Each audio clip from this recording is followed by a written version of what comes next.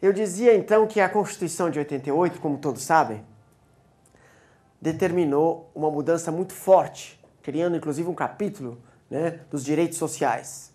E lá dentro dos direitos sociais, neste capítulo, coloca a Seguridade Social, que inclui a Previdência, a Saúde, a Assistência Social, né, como políticas de direitos. Vale dizer, o cidadão tem direito ao acesso e o acesso é universal. A saúde, então, ali está como uma política de direito de acesso universal. É direito do cidadão e dever do Estado, né, prover a política de saúde. Com base nisso, vejam vocês, hoje falamos em 190 milhões de brasileiros que têm acesso ao serviço de saúde, coisa que antes da Constituição de 88 você não tinha esse acesso, né? Só quem acessava a política de saúde era quem tinha a carteira de trabalho. E nós sabemos que o Brasil tem uma herança, né, inclusive de mercado informal, problemas. Então, vários brasileiros não acessavam uma política pública de saúde. A partir da Constituição, então, se declara a universalidade por meio da nossa Carta e passa a ter os 190 milhões de brasileiros. À época não era 190, né? Nós falamos hoje 190. Isso significou uma preocupação muito forte. E aqui que eu já vou inserindo a ABRES 20 anos. Porque, a rigor, precisamos garantir recursos para financiar esta política pública que passa a ser pertence do cidadão brasileiro. Então são 190 milhões. Então se fundou uma associação para discutir a questão do financiamento e todo o campo da gestão dos recursos.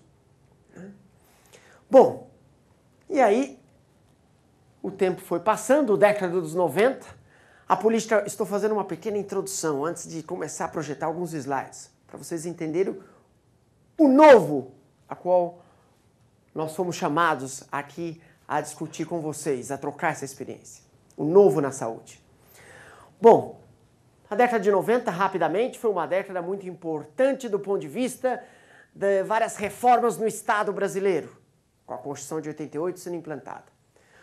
Do ponto de vista da construção das políticas públicas, a política pública de saúde passa a ter um exercício de construção da Federação Brasileira e, portanto, do Sistema Único de Saúde, SUS. O SUS é um sistema que pertence aos brasileiros, mas ele é efetivado pelas 3 esferas de governo. É um sistema de política pública, governo federal, governo estadual e governo municipais. Portanto, o desafio da construção do SUS é o próprio desafio da construção da Federação Brasileira, onde cada ente, e nós dissemos na saúde, cada gestor do SUS, seja ele federal, estadual ou municipal, tem uma responsabilidade nessa construção da política pública para todos os cidadãos. Essa responsabilidade passa não só por uma questão de atribuições claras, mas como de recursos alocados. Então agora eu estou começando a estreitar o nosso foco de hoje, da nossa temática aqui nesta manhã, chuvosa, mas bastante calorosa dentro. Aliás, o melhor local para ficar hoje é dentro. E aqui estamos. Bom, nesse sentido, década de 90 foi um processo, se eu resumisse para vocês na política pública de saúde, eu resumiria dizendo o seguinte: é a década onde a descentralização de poder e de recursos foi levada adiante, seguida pela política de saúde.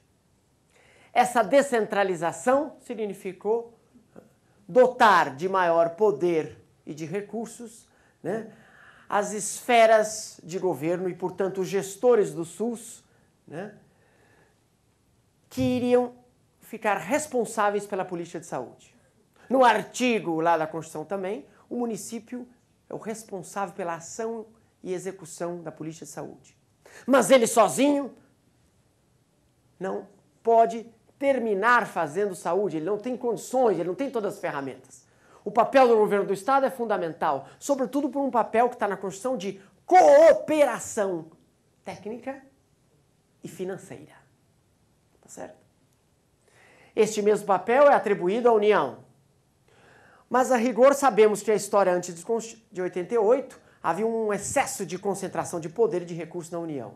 Nós vivemos a década de 90, essa diretriz da descentralização marcou a política pública de saúde, criando mecanismos claros, diretos, de repasse de poder e de recursos da União para municípios. Efetivamente, os governos estaduais ficaram um pouco mais de lado neste processo dos anos 90. Entramos nos anos 2000 e, efetivamente, a política pública de saúde foi aquela política pública que mais avançou na década dos 90 em relação à educação, assistência, políticas ficaram sob responsabilidade do município, né? Avançou do ponto de vista da organização dos instrumentos para garantir a efetivação de uma política pública descentralizada. Foi a política que mais avançou, a descentralização para os municípios, com o acesso, outra diretriz na Constituição, o acesso da comunidade na definição dos negócios da saúde, né? Na política pública de saúde.